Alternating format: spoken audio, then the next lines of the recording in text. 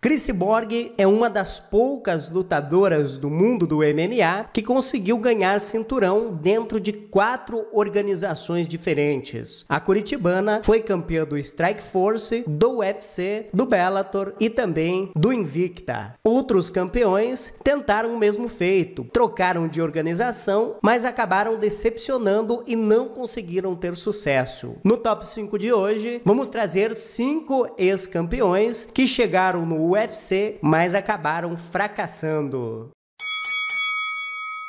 Na quinta posição, Ben Askren. Askren foi um campeão dominante no evento asiático One FC. Ele acabou se envolvendo em uma troca com Demetrius Johnson e acabou chegando no UFC em 2019. Na sua primeira luta, Ben Askren enfrentou Rob Lawler. Numa luta onde Askren começou tomando um atraso, ainda assim ele conseguiu uma finalização meio estranha em uma paralisação que Rob Lawler acabou reclamando muito na época desta luta. Esta seria a única vitória de Ben Askren dentro do UFC. Nas suas 2 próximas lutas, ele seria nocauteado de forma brutal por Jorge Masvidal, naquele que se tornou o nocaute mais rápido da história do UFC, com uma joelhada sensacional. E na sua próxima luta, aquela que viria a ser a última luta dele no UFC, ele acabou finalizado pelo brasileiro Demian Maia no UFC, que aconteceu em Singapura em outubro de 2019. A passagem de Ben Askren pelo UFC durou apenas 1 ano. Depois da luta contra Demian Maia, ele acabou anunciando a aposentadoria. Depois até voltou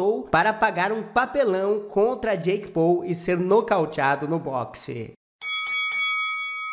Quarta posição, Will Brooks. Brooks foi um campeão dominante dentro do Bellator. Ele deixou o Bellator após bater 2 vezes Michael Chandler. Quando assinou com o UFC em 2016, todos esperavam que ele disputasse o cinturão num curto prazo, sabendo do seu histórico dentro da organização de Scott Coker. Logo na sua estreia, ele venceu em uma decisão unânime Ross Pearson, que já não vivia o auge da sua carreira. Porém, essa seria a única vitória dele dentro do UFC. Contra Alex Cowboy em outubro de 2016, o brasileiro acabou vencendo Will Brooks por nocaute. Na luta seguinte, ele enfrentou o brasileiro Charles do Bronx Oliveira, onde foi finalizado por aquele que hoje é campeão do peso leve do UFC, com o mata-leão ainda no primeiro round. E na sua última luta no UFC, ele acabou derrotado por Nick Landis em novembro de 2017. Em uma passagem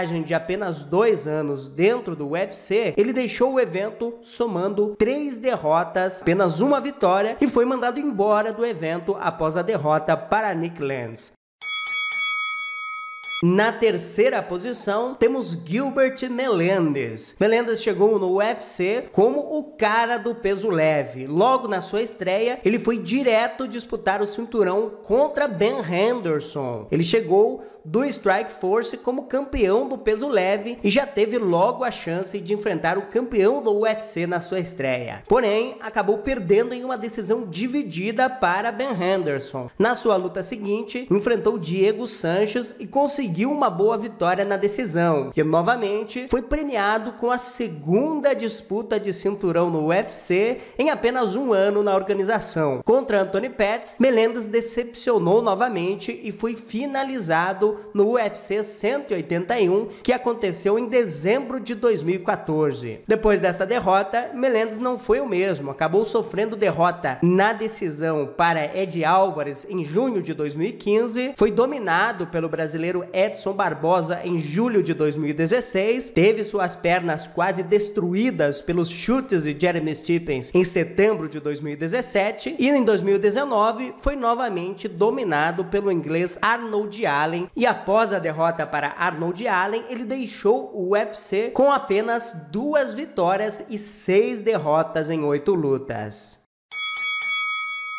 Segunda posição, Mirko Cro Cop. Cro Cop ficou famoso pelos seus chutes, mas no UFC, o ex-campeão do Pride não teve vida fácil. Ele acabou vencendo Ed Sanchez na sua estreia, porém na sequência foi nocauteado com um chutaço por Gabriel Napão. Ele também foi derrotado por Sheik Congo Júnior dos Santos, Frank Mir, Brendan Schaub, Roy Nelson, e em 2011 acabou deixando o UFC. Cro Cop voltaria para o UFC em 2015 para fazer uma única luta, onde ele acabou vencendo o Gabriel Napão na luta principal por um nocaute. Porém, a passagem de Cro Cop pelo UFC, no geral, Cro Cop ficou devendo bastante no UFC, encerrando sua passagem com 5 vitórias e 6 derrotas em 11 lutas.